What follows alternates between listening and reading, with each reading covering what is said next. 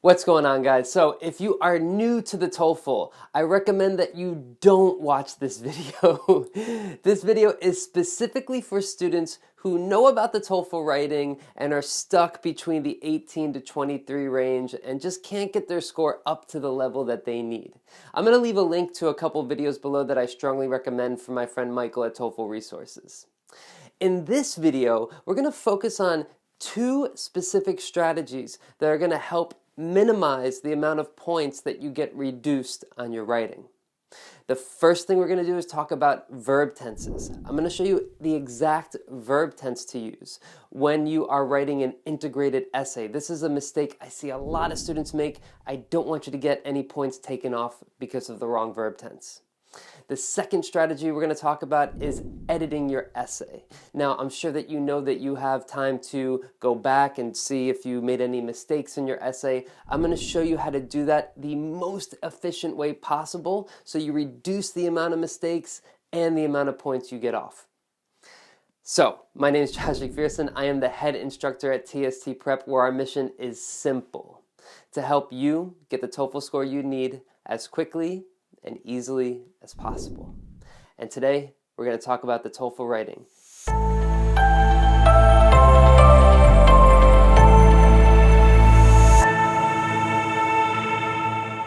Now, the title of this video is Expert Secrets Revealed, and you might be wondering what makes me an expert. Well, I've been teaching TOEFL for over 5 years, been teaching English language for over 10 years now in 2 different continents, 3 different countries. I've published 2 different books. I have a course on Udemy that currently has over 25,000 students from over 120 countries, and it has a rating of 4.7 out of 5 stars. I also got my master's degree in ESL, which is English Second Language Teaching, Curriculum and Instruction, and I also have a TESOL certificate. And you know what? I could send you my CV if you are a doubter or a hater or both. That's not a problem. So hopefully you trust what I'm about to say to you guys here today. Now, the next thing I want to say is that I'm not going to go over the general structure of the test. Again, I've put a link below for some videos that are helpful. This is more about how to get a 24 or higher on the TOEFL writing. Why 24? The highest grade you can get is a 30. Why not get a 30? Well, a lot of people need a 24 on the writing to get to certain schools, graduate programs, or to get a certificate, something like that. So it's a common requirement for a lot of people, which is why we're saying we're going to help you get a 24 or more. And what we're going to do is that we're going to try to minimize the amount of mistakes you make so you get less points taken off. That's the goal here. So the best way to improve your score quickly is to get an evaluation. So I'll leave a link in the description below as well for our writing evaluations at TST Prep. But right now, let's get into the lesson. I'm going to show you how to reduce the amount of mistakes you make for verb tenses first. All right, I got to look at my computer, so let's go. So the first thing we're going to do is we're going to talk about verb tenses, and our goal here is basically to avoid using the improper verb tense. We want to make sure that you use the right verb tense no matter what the question. And so the best way to do this is with the integrated writing, because this is where I see this mistake the most. I'm talking about verb tenses because this is the most common mistake I see happen when students give their essays. And so you don't want to get points off for it. So there's a couple rules we're going to follow. We're going to say that there are 3 rules for verb tenses. The first rule, rule number 1, is that for contemporary issues, keep it in the simple present. Now, if you remember, the integrated writing is a reading passage and a listening passage. And there are professors talking about a topic. And so the topic can be about a lot of different things. But one thing that it can be about is a contemporary issue. So first of all, what does that mean, contemporary issue? Contemporary means modern day, today, an issue that's happening right now. Some examples include something like turtle excluder devices. Don't worry if you don't know what that is. We're actually going to talk about it in a minute. We're going to look at an essay about it. Global warming is an example, still happens today. Driverless cars, GMOs, genetically modified organisms, that's GMOs in food. Using solar energy, another example is extensive reading. That's something that is about education.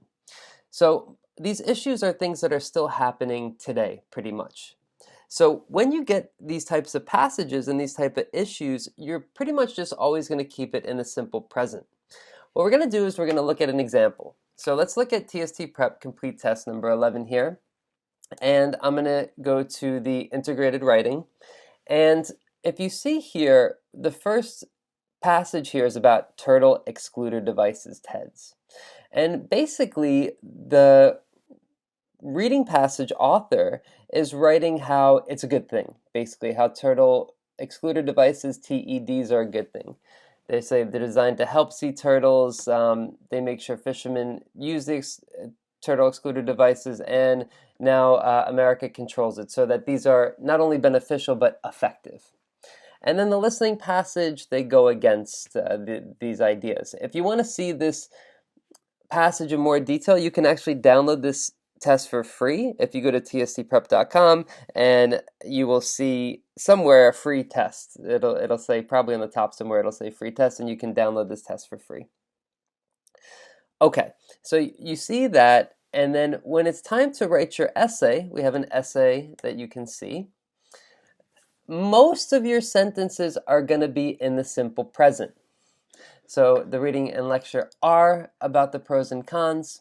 The writer believes. Okay, I'm just going to show a couple examples. I'm not going to go through the whole essay, but just so you can see, disagrees, the article posits, additionally it says, okay, and so on and so on. So pretty simple, that most of your sentences will be in the simple present. So when you have a contemporary issue like that, keep it in the simple present. So that's a pretty easy one to follow. The second one is more difficult. So let's talk about rule number 2. Rule number 2 is when professors speculate on the past, you have to change the verb tenses. So using the simple present over and over again just isn't going to work. And so what does that mean, speculating on the past?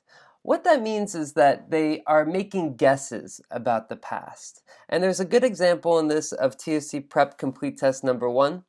And this is about Easter Island and the Rapa Nui people. I think that's how you pronounce it, Rapa Nui.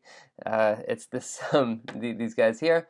And the writer is basically kind of saying why they went extinct, like these people didn't survive until now. They're not around anymore.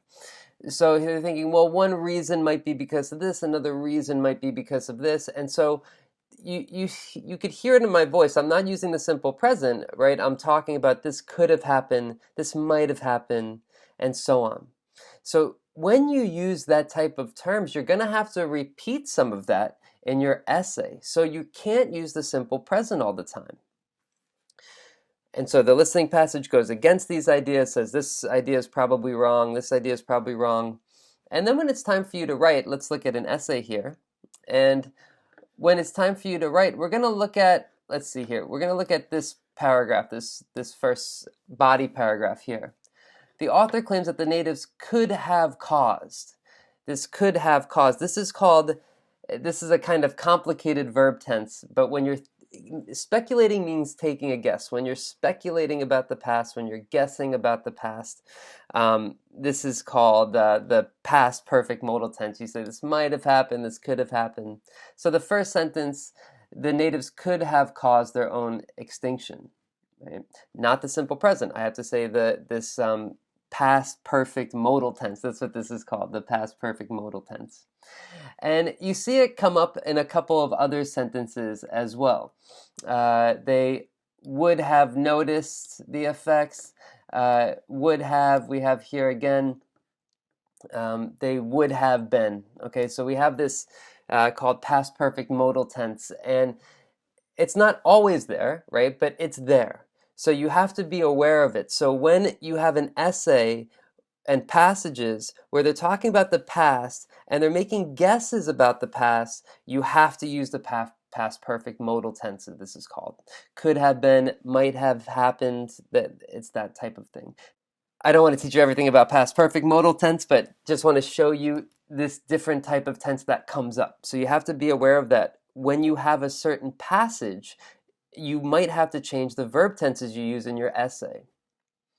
This leads me to rule number 3. And rule number 3 goes back to the simple present, which says, keep each professor's opinion in the simple present. So no matter what, if you got a passage where they're speculating about the past, or if you have a passage about a contemporary issue, either way, when talking about the people's opinions, the writer or the speaker's opinions, you're going to use simple present. So to go back to the same essay, you'll notice that there are sentences in the simple present.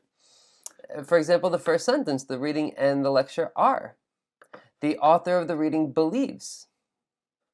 The lecturer casts doubt. First of all, the author claims. So even though I do have some sentences with this a little bit more complicated verb tense, whenever I talk about the author or speaker's opinions, I use the simple present. So those are the 3 verb tense rules. So just to recap really quickly, first one is use the simple present for contemporary issues. The second one is to change your verb tenses when you have a passage that speculates on the past. And then the third rule is to keep the author or the listening passage professor's opinion or what they believe in the simple present. Okay, hope that's clear. All right, so here we're moving right along. Almost done, guys. We're going to talk about one more thing, which is editing efficiently. I always have trouble saying that. And how does it work? So the problem is that you get points off when you spell something wrong or you have a typo. And there is no spell check on the TOEFL writing. None. So you have to be able to edit it yourself, and you have to edit your essay in less than 3 minutes. Now that can be very difficult, especially when you have to edit your independent essay. We're going to look at an independent essay example together. And you have to edit at least 350 words in less than 3 minutes. Try to give yourself at least 3 minutes to edit. That's really tough. All right, so now what we have to do is that we have to find the most amount of mistakes in the least amount of time. So we're going to look for very specific things. It's not just go back and edit your essay and fix all the mistakes. Fix all the mistakes is too general, doesn't give your brain focus. Let's give you some serious focus on things. First 2 things I want you to focus on. Here's the 5 editing rules. The first 2 is check for spelling errors and typos. The second one is check for capitalization, spacing, and formatting. So these are the 2 that are the easiest to find. And so that's what you look at first. So you're not really reading your essay again. Instead, what you're doing is you're scanning your essay for these mistakes. So what I see, I'm going to scan the first paragraph of this essay here and just try to find these formatting mistakes and spelling mistakes, since they're the easiest ones to spot. So the first thing I notice is right up here, there's no space. I got to put a space here. I notice this is weird that there's a big space. You might not think this is a problem, but actually it does have an impact on your score. And definitely if there's a human grader looking at it, it looks very strange. Okay, so I fixed that formatting mistake. And then I see here, this is, I think this like the ideas, it should be ideas of, so I got to put an S and put a space here. So I'm just scanning here really quickly, trying to figure out, oh, here's another spelling mistake. Have a should be a space. And then, oh, here's another spacing mistake. There should be a space here. Okay, there's another problem here. There should be no the. It should be tour guides. But anyway, my health and group get most joy. Here's another spelling mistake. Trick should be trip. Now, you might see other things that I don't see here. Right? The idea here is that you want to fix as many mistakes as quickly as possible.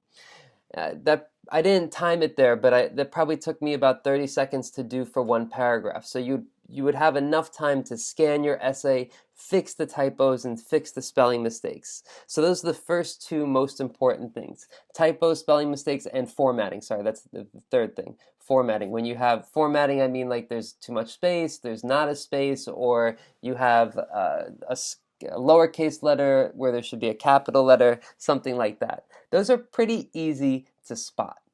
The next thing you want to do is you want to check your articles. Articles are the words a, and the. And students have a really hard time with them. One that pops out here is by the tour guide. It should just be, let's see, my group said by, yeah, so it should be tour guides with an S. This the shouldn't be here. Again, tour guides. This person made the same mistake again. Should just be tour guides. And I'm just looking for a, and, or the. So I see travel in a group. Okay, good. It's like the idea. That's good. Okay, so I'm looking just for these three words, a, and the. The reason for this is because this is like the most common mistake students make. It's like verb tenses and articles. It's just, it happens so much. The fourth one is to reread just one paragraph. So if there's one paragraph that you really are not sure about and you didn't feel confident when you wrote it, you know, when you're writing, some parts will feel stronger than others. Go back to the one that you felt was weak. Usually your instincts are right. So if I'm looking at this essay, I might just read this first body paragraph here and read it very deeply because I want to make sure that everything is correct here and I didn't feel good when I wrote it. So that's the other thing, is to focus on one paragraph. Pretty simple. And the last one is problem areas. So after you identify your strengths and weaknesses, after you know what you need to do to improve, basically you'll know some of your weaknesses. Let's say personal examples are my weakness. Like I don't know how to give a good personal example and the structure is a little strange. I'm going to go to where my personal examples are and I'm going to look at them. Okay, so then here it is. Here's I went. Okay, so I'm going to read this part again because I really want to focus on the personal examples. But that's it. You pretty much know the 5 rules of editing to make sure that you minimize the amount of mistakes you make so you don't get as many points off on your score. All right, so you have learned a lot in this video. We started talking about verb tenses and how to use them correctly in the integrated writing, depending on the type of passages you have, and how to edit your writing efficiently so you can reduce the amount of mistakes you make so you get less points off. And I really hope that you got a lot out of this because it's helped a lot of students in the past for us as well. Your next step is to take a diagnostic test. That's a 90-minute shortened version of the test so you can get a good idea of your strengths and weaknesses and what you need to do to improve. I'll put a link in the description below. We have a free version and a paid version for you to check out. So definitely go to our site, tstprep.com, and that's it. All right, thanks for watching, guys. Good job, good luck, and I appreciate your time. All right, take care, guys. Bye-bye.